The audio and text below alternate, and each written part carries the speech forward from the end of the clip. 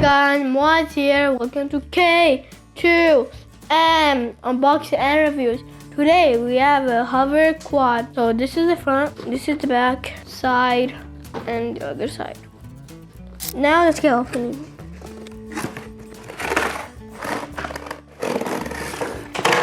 So we got the car right here.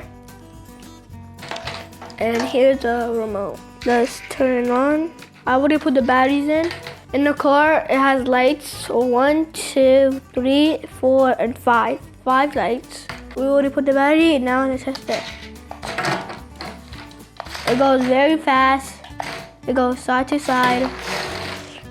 And it does this.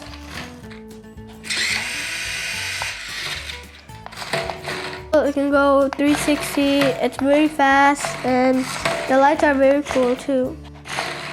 And it can do this. It goes back, it goes forward.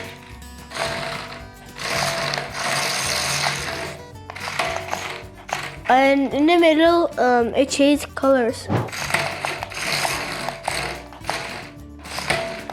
So this is very cool. I like it. So thank you for watching this video. Please like this video. Please hit the bell icon and subscribe to our channel. Bye.